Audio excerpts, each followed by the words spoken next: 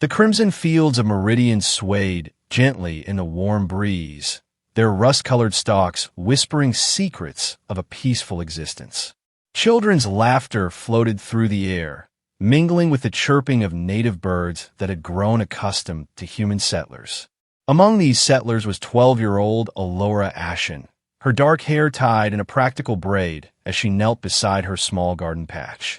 Unlike the other children who played simple games of tag and hide-and-seek, Alora preferred to gaze skyward.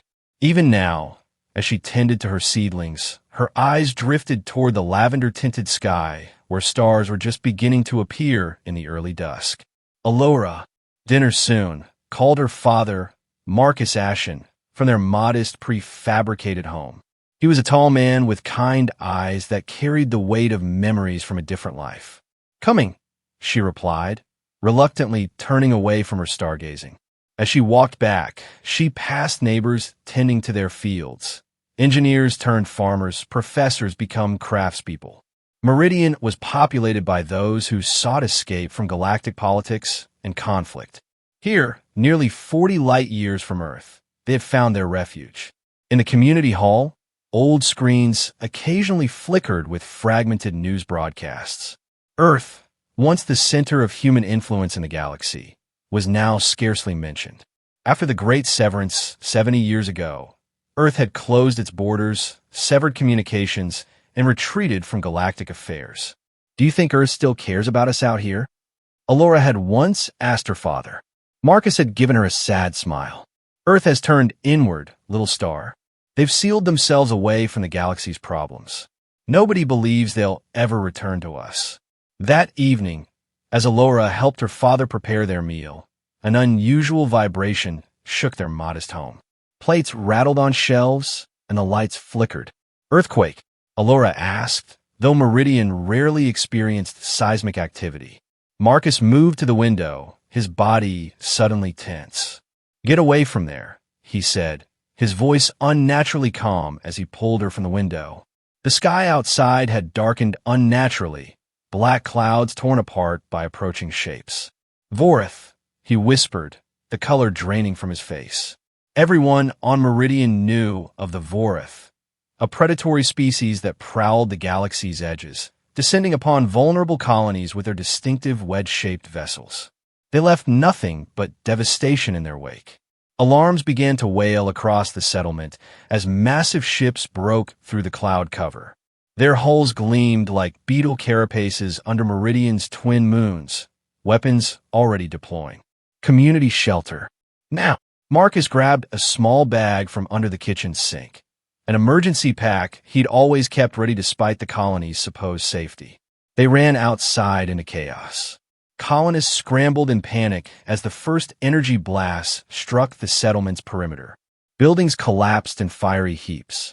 The community's rudimentary defense system, little more than glorified security cameras, went silent almost immediately. "Stay close." Marcus pulled Alora through the crowd toward the underground shelter. They were nearly there when the first Vorith troops landed, tall, armor-clad figures with elongated helmets that gave them an insectoid appearance. A blast hit the shelter entrance just ahead. Bodies flew through the air, screams cut short. Marcus pushed Alora behind a fallen wall section. "Stay hidden," he ordered, pulling something from his emergency bag, an ancient-looking communication device. "Dad, what are you?" "This is an old military comm unit. It might still work." He pressed it into her hands. "If anything happens to me, try to send a distress signal on all frequencies." Before she could protest, a group of colonists attempted to rush the Vorith soldiers. Marcus saw them faltering and made his choice. "I have to help them." "Stay hidden, Alora." She watched in horror as her father joined the desperate defense, using farming tools and construction equipment against advanced weaponry.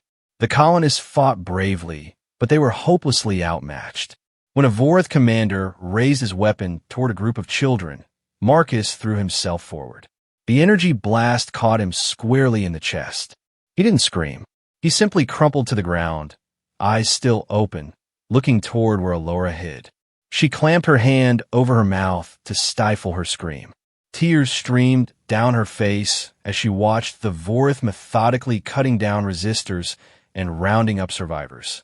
Terror and despair wrapped around her like a suffocating blanket. When night fully descended and the Vorith began establishing their base camp, Alora crawled deeper into the rubble. With trembling hands, she examined the communication device her father had given her. It was military-grade, decades old but sturdy. She pressed the activation switch, praying. It still had power. A faint blue light illuminated her hiding place. Holding the device close to her lips, she whispered into it, then thought better and pressed the broadcast button. On all available frequencies, her voice rang out clear and desperate. "This is Meridian Colony. We're under attack by the Vorith. They're killing everyone. If anyone can hear this, if Earth still listens, please help us. We have nowhere else to turn." Her message complete, she watched as the device sent her plea into the darkness of space. A fragile radio wave traveling among countless stars, carrying the faintest hope of salvation. Thousands of light years away, Earth slumbered beneath a shield of silence. The once bustling orbital platforms now drifted in minimal maintenance modes. Defensive satellites hung in geosynchronous positions, their weapons systems dormant but intact. Earth had withdrawn from galactic affairs decades ago, sealing its borders after the betrayal and losses of the Last Stand War. Deep beneath the Pacific Ocean, in a facility few still remembered, an artificial intelligence-designated Sentinel maintained its vigil. For 70 years, it had operated in low-power mode, monitoring Earth's defenses while the planet healed its wounds and rebuilt its strength in isolation. A faint signal pinged against Sentinel's awareness. The AI systems, programmed to ignore the constant chatter of galactic communications, suddenly focused on this particular transmission. The voice was human, young, frightened, and it contained specific keywords that triggered long-dormant protocols. Human distress call identified. Sentinel's emotionless voice echoed through empty corridors. Authentication complete. Initiating Protocol Prime. Throughout Earth's solar system, dormant systems awakened. Communication arrays realigned themselves. Deep beneath mountain ranges and ocean floors, sealed military bases hummed with renewed energy. In orbital shipyards hidden in the asteroid belt, massive vessels, designated Revenant class, stirred from decades of stasis. In Antarctica's military cryopreservation facility, medical systems activated around a single pod-marked Vale, Idris, Commander, Earth Defense Force. Warning lights flashed as the cryogenic suspension began its reversal process. Inside the pod, flesh warmed. A heartbeat strengthened. Neural pathways reactivated. And Commander Idris Vale's consciousness emerged from the darkness of suspended animation into the sharp pain of revival. Status report. He croaked as soon as he could form words, muscle memory from decades of military service overriding his personal disorientation. "Welcome back, Commander Vale," Sentinel's voice replied through the facility's speakers. "Current date is April 22nd, 2438. You have been in suspension for 73 years, for months, and 17 days. Vale's eyes opened fully, adjusting to the dim lighting. His body ached with the phantom pain of old wounds and the very real pain of cellular reactivation. Why am I awake? Protocol stated no revival unless. Protocol Prime has been activated. Human distress call received from Colonial Settlement Meridian. Vorith aggression confirmed. Vale's jaw tightened. Memories flooded back. The devastating final battles. The Council's betrayal. Earth's decision to withdraw rather than fight another losing war. And his own choice to enter suspension rather than live in a defeated, isolated Earth. Play the distress call, he ordered, forcing his stiff limbs to move as medical robots assisted him from the pod. Alora's voice filled the room, young, frightened, but determined. We're under attack by the Vorith. They're killing everyone. If anyone can hear this, if Earth still listens, please help us. Vale closed his eyes, allowing the voice to wash over him. How many similar calls had gone unanswered during the last stand? How many human settlements had fallen while the Galactic Council debated appropriate responses? What's Earth's current stance on intervention? He asked. Non-intervention policy remains in effect. Earth Defense Council is being awakened for emergency session. Vali nodded grimly. Prepare my uniform and brief me on current military readiness. I need to be at that session. 2 hours later, Commander Idris Vale stood before the hastily assembled Earth Defense Council in the underground chambers of New Geneva. His once black hair was now steel gray, but his posture remained ramrod straight, his eyes burning with the same intensity that had made him a legend during the last stand. The 12 council members, some awakened from their own cryosleep, others the descendants of those who had signed the isolation accords, looked at him with expressions ranging from respect to suspicion. "This is madness," said Councillor Thorne, slamming his fist on the polished table. "We closed our borders to avoid exactly this. Endless obligations to distant colonies. Meridian isn't even an official Earth territory. They're humans," Vale replied simply, "and they're being slaughtered." The isolation accords were clear, Councillor Way countered. Earth would rebuild in silence, developing our strength without the burdens of galactic politics. If we respond to this call, we break our own laws. Another counselor, an older woman named Diaz, leaned forward. "Let's be practical. What would intervention even look like? Our fleet has been in stasis. Our soldiers. The Revenant fleet is combat ready," interrupted a new voice. Sentinel's holographic form appeared above the central table, a simple sphere of light representing the AI's consciousness. All systems at 97% functionality. Stealth technology advancements implemented during hibernation protocols. Vale seized the opening. "We don't need to break the accords permanently. This is a targeted rescue operation. We go in, we extract our people, we disappear. The galaxy needn't even know it was us." "And the Vorith?" asked Counselor Okoro. "They will know. They will retaliate." Vale's expression hardened. "The Vorith only understand force. We give them a taste of what awaits if they target humans again, and then we vanish. A ghost story to keep them awake at night." The council chambers fell silent as each member considered the implications. Earth had withdrawn to lick its wounds, yes, but also to rebuild in secret. The Revenant technology, vessels that could appear and disappear from sensors at will, had been in development before the isolation. What other advancements had Earth scientists created in their decades of uninterrupted research? "We put it to a vote," said the council chair finally. "Do we maintain isolation, or do we answer this child's call?" The debate raged for another hour, arguments flying back and forth. But when the final vote came, it was the playback of Alora's voice that swayed the undecided. The desperation in her young voice reminded too many of what Earth had once stood for. "The motion carries," announced the chair. "Commander Vale, you are authorized to lead a rescue operation to Meridian. Minimal footprint. Extract our people and deliver a message. Earth has not forgotten its children." As the council dispersed, Vale strode toward the command center where Sentinel waited. "Begin activation sequence for the Revenant fleet," he ordered. "Priority targets are the lunar base and Mars defense platform." Across the solar system, massive hangar doors slid open for the first time in decades. Sleek, dark vessels, almost invisible against the backdrop of space, hummed to life. Their hulls absorbed light rather than reflected it, making them appear as shifting shadows among the stars. On the bridge of the flagship Nemesis, Vale settled into the command chair. His mind was already calculating jump trajectories, attack vectors, extraction points. "Message to all Revenant vessels," he said, his voice carrying to every ship now moving into formation. "Today we break our silence not to conquer, not for politics, but for the oldest reason of all, to protect our own. Prepare for dimensional jump."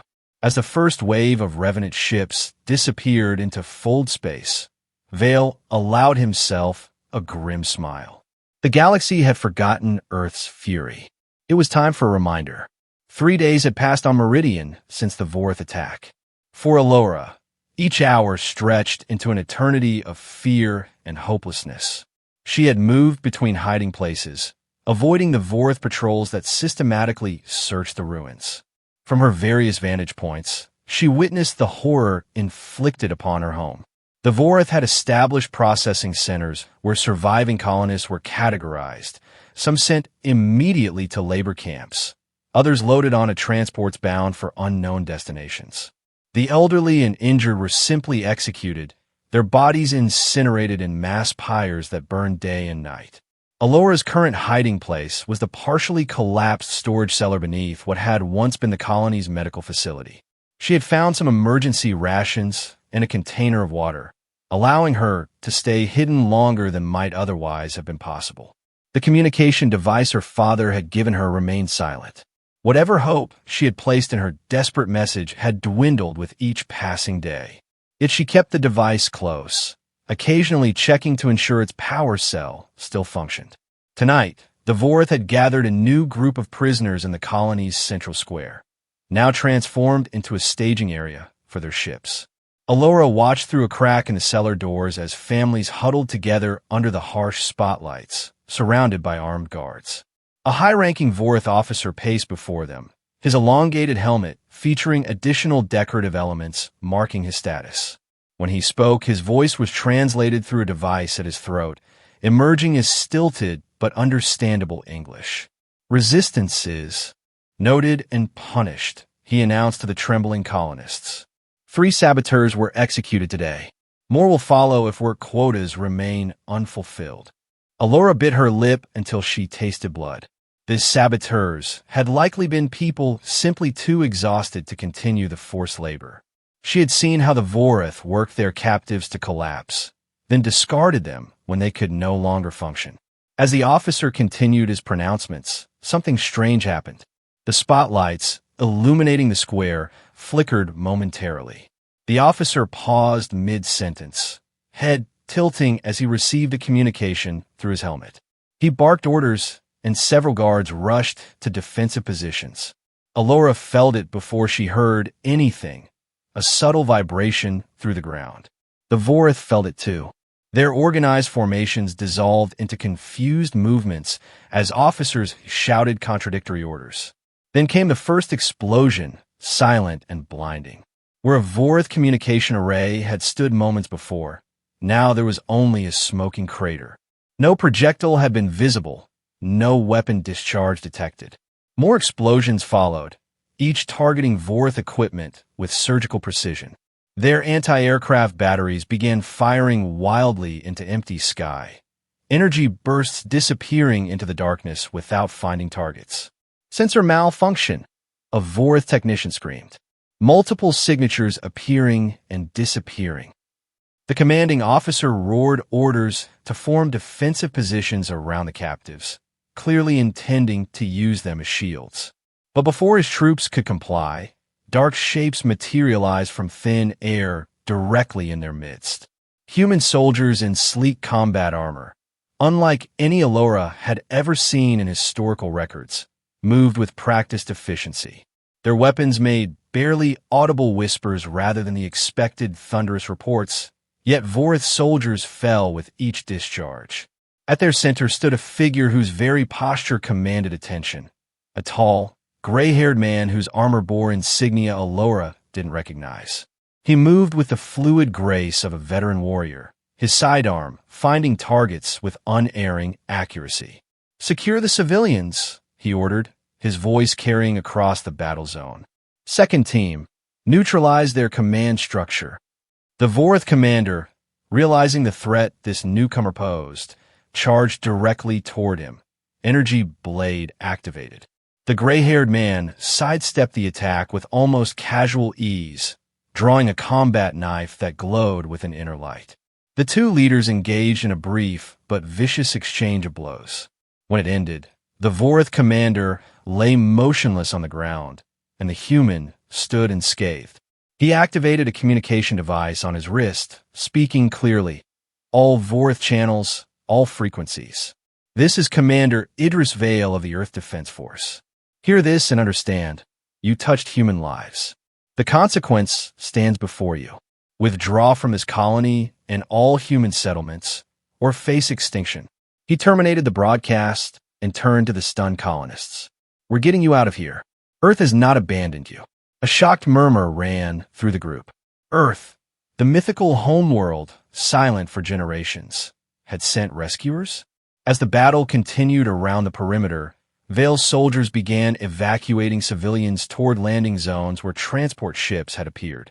The commander himself moved among the colonists, checking for injuries and offering reassurances. We need to find all survivors, he told his lieutenants. Sweep the ruins. There may be others hiding.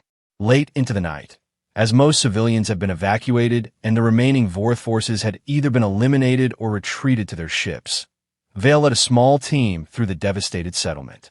They used advanced scanning technology to detect signs of life amid the wreckage. Commander, faint life sign in the structure ahead, reported a soldier, indicating the collapsed medical building. Vale approached cautiously, activating a soft beam illuminator rather than the harsher tactical lights. This is Commander Vale of the Earth Defense Force, he called out. If anyone is hiding here, you're safe now. In her cellar hiding place, Alora froze at the sound of a human voice, an unfamiliar accent, but definitely human. She hesitated, remembering her father's warnings about Vorth tricks. But something in the man's voice carried conviction. Her hand closed around her father's communication device as she slowly pushed open the cellar door. Are you really from Earth? She called, her voice cracking from disuse and dehydration. Vale turned toward the sound, lowering his light to avoid blinding whoever had spoken. Yes, he answered simply. Earth received your distress call. A small figure emerged from the shadows, dirty, exhausted, but defiant. Vale immediately recognized the voice that had awakened him from cryosleep. You're the one who sent the message, he said, not as a question, but as recognition. Alora nodded, holding up the communications device. My father gave me this before Her voice faltered. Vale knelt to meet her at eye level, his weathered face softening. What's your name? Alora. Alora Ashen. Alora, I'm Commander Idris Vale. Your message reached Earth. We came as quickly as we could. Emotion overwhelmed her then. Relief, grief, exhaustion all crashing together. I didn't think anyone would come. They said Earth didn't care anymore. Vale's jaw tightened momentarily. We've been away, but we never stopped caring. He offered his hand. Your colony is being evacuated to a secure location. Will you come with us? Alora glanced back at her hiding place, at the settlement that had been her only home. The Vorth, will they come back? Not here. Not anywhere humans dwell, if they're wise. Vale's expression was grim determination personified. Earth has returned to the stars, Alora, and we've brought a message that the galaxy won't soon forget. As they walked toward the waiting transport, the night sky above them filled with silent explosions as the Revenant fleet systematically disabled the remaining Vorth vessels. Not destroying them. Vale had been explicit about that, but ensuring they limped away to carry tales of their defeat. Aboard the Nemesis, Vale brought Alora to the bridge after medical personnel had treated her injuries and provided clean clothing. He wanted her to witness what happened next. Incoming transmission from the Galactic Council, reported the communications officer. They're demanding explanation for our actions. Vale nodded. Put them through. The main view screen activated, showing a chamber filled with representatives of various species. At the center sat two dominant figures. The stern-faced Senator Dravik, whose species' crystalline features reflected light in fractured patterns, and beside him, the more humanoid Chancellor Urila, whose expression showed concern rather than hostility. Earth vessels, Dravik began without preamble. You have violated neutral zone treaties and engaged in unauthorized military action. Explain yourselves before we are forced to respond. Vale stepped forward, Alora at his side. The explanation is simple. Counselor, humans were under attack. Earth responded. Urila leaned forward. Commander, Vale, is it not? Earth has maintained isolation for 7 decades. The Accords were never meant to abandon our people to slaughter. Vale interrupted. The Vorth attacked a civilian colony without provocation. They were executing innocents when we arrived. He placed a hand gently on Alora's shoulder. This child's distress call reached us. We answered, as we will answer any human call for help from this day forward. Dravik's crystalline features shimmered with barely contained rage. You cannot simply reappear and impose your military will. The Vorith will demand reparations. Let them try. Vale's voice dropped dangerously. I've delivered a message they understand. If they touch human lives again, there won't be enough of them left to make demands. The council chamber erupted into chaotic debate, multiple representatives speaking over one another. Through it all, Urilla studied Vale with calculating eyes. What are Earth's intentions? She asked when the clamor subsided. Do you plan to rejoin the galactic community? Or is this a prelude to expansion? Vale's response was measured. Earth seeks neither dominion nor isolation. We desire only what we always have, the security of our people. The Council abandoned humanity during the Last Stand War. We rebuilt alone. Now we return with one simple mandate. The protection of human lives throughout the galaxy is non-negotiable. As the Council processed this declaration, an alarm sounded. A tactical officer reported, Commander, multiple Vorith battle groups detected converging on human colonies in the Arcturus sector. Vale turned to Urilla. It seems the Vorith require further demonstration of our resolve. He terminated the Council transmission and issued rapid orders for the Revenant fleet to jump to Arcturus. They're testing us, he explained to Alora as the bridge crew prepared for dimensional jump. They don't believe we can protect all human settlements simultaneously. Can we? She asked, doubt creeping into her voice. Vale's smile was cold confidence personified. They have no idea what Earth has become during our silence. The battle for Arcturus was witnessed by representatives from dozens of species who had maintained observation posts in the sector. What they saw entered immediately into galactic legend. Earth's Revenant ships materialized from empty space, their advanced stealth technology making them appear like ghosts among the stars. They struck with devastating precision, neutralizing Vorith command ships before the enemy could organize effective defense. When the Vorith deployed their infamous boarding parties, they encountered Earth's shock troops, augmented soldiers whose capabilities had advanced far beyond what the galaxy remembered. The battle lasted less than 6 hours. When it ended, the Vorith fleet was in retreat, their forces decimated not by superior numbers, but by technology and tactics they couldn't comprehend, let alone counter. An emergency session of the Galactic Council convened as reports flooded in. Senator Dravik, leading the anti-Earth faction, demanded immediate sanctions. This display of force threatens the balance of power throughout known space, he argued. Earth must be contained before they expand beyond defending mere colonies. Chancellor Urilla, whose influence had grown during the debate, raised her hand for silence. Perhaps we should consider another perspective. For decades, the Vorith have preyed upon vulnerable worlds while this council debated appropriate responses. Earth has achieved in days what we failed to accomplish in years. You suggest we welcome these warmongers back into our midst? Dravik sputtered. I suggest we recognize reality, Urilla replied calmly. Earth does not seek conquest. They have demonstrated restraint even in victory. They seek only to protect their own, a right we grant to all council members. The council chamber grew quiet as members considered her words. Many recalled how Earth had once been the stabilizing force in human space before the Last Stand War had driven them into isolation. Put to vote, Urilla continued, the formal recognition of Earth's sovereign right to defend human settlements, and an invitation for Earth to rejoin the Galactic Council with full privileges. The vote was closer than many expected, but when the final tally appeared, Earth had been recognized. More significantly, the Council had extended the first olive branch in 70 years. On the Nemesis, Vale received the Council's message with cautious optimism. They fear us, he observed to his senior staff. But fear can be the beginning of respect.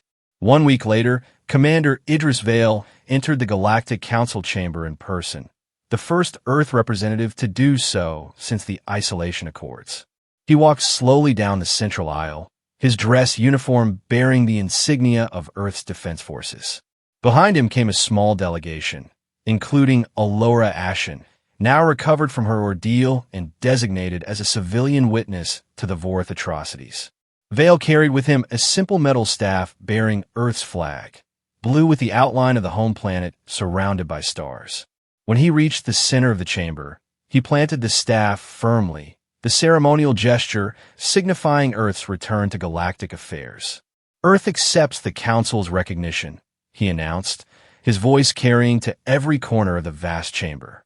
We come not to dominate, but to ensure that what happened at Meridian never occurs again on any human world. Chancellor Eurela rose from her seat. The Council acknowledges Earth's return and commits to improved protection for all settlements within Council space. She paused, then added more personally, "We have much to rebuild between us, Commander." "Rebuilding begins with truth," Vale replied. "And the truth is this. Earth withdrew because this Council failed to honor its commitments to humanity. We returned stronger, but our fundamental desire remains unchanged. Peace secured by the certainty that aggression against humans will be met with overwhelming response." As the formal proceedings continued, Alora stood quietly beside Vale, overwhelmed by the enormity of where her simple distress call had led. Her small act of desperate courage had awakened Earth from its long slumber and changed the galaxy's political landscape overnight. Later, during the reception that followed, Eurela approached Alora rather than Vale. The Chancellor knelt to address the girl directly. "You have witnessed history today," she said gently. "Do you understand what your message accomplished?" Alora considered this. "I just wanted someone to help us. I didn't know it would be Earth." Eurela smiled. "Sometimes the smallest voices carry the greatest power. Your call awakened a giant that the galaxy had forgotten, or perhaps feared to remember." As the celebration continued around them, Vale found a moment of quiet with Alora on an observation balcony overlooking the Council world's glittering cityscape. "What happens now?" Alora asked, watching distant ships traverse the twilight sky. Vale considered her question carefully. "Earth rejoined galactic affairs, but cautiously. The Vorth will lick their wounds and possibly seek revenge. The Council will watch us, some with hope, others with suspicion." He looked down at her. "And you, Alora Ashen, will have choices to make. Choices? Where to live, what to become. Your colony will be rebuilt, but Earth has also opened its doors to returning colonists. You could study there if you wished." Alora looked up at the stars, the same stars she had watched from Meridian's fields, but now transformed in her understanding. Somewhere among them was Earth, no longer a fading legend, but a living power. "I want to make sure other colonies can call for help if they need it," she said finally. "Like I did." Vale nodded, understanding immediately. "Communications. We could use someone who knows firsthand why every call matters." As they rejoined the reception, news arrived that the last Vorth forces had retreated from human space entirely. Their losses had been too severe, their confidence shattered by technology they couldn't comprehend and warriors they couldn't defeat. Earth had delivered its message not through grandiose threats, but through decisive action. Touch one human life, and you awaken a sleeping giant. It was a lesson the galaxy would not soon forget. In the following months, Earth emerged gradually from isolation. The Revenant fleet established patrol routes connecting human colonies, while Earth's diplomats negotiated new treaties with the Council. Vale, promoted to Admiral, oversaw the integration of Earth's advanced defense systems with existing colony infrastructure. Alora began her training in Earth's Communication Corps, carrying with her the simple device that had changed everything. It remained a reminder that in humanity's darkest hour, a single voice could still ignite the fury of Earth, a fury the galaxy would forever remember. From one desperate plea had come Earth's awakening. From one child's courage had come humanity's renewed place among the stars. And from Earth's long silence had emerged not weakness, but strength tempered by time and hardened by resolve. The galaxy would indeed never forget.